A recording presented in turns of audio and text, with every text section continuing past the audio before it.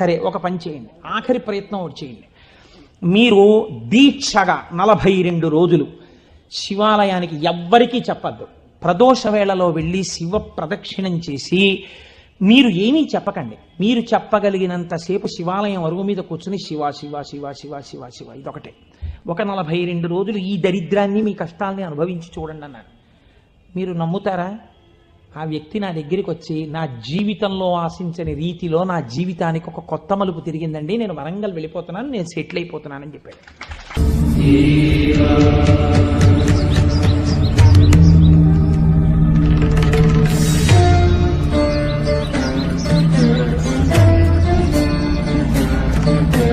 Shiva Shiva Shiva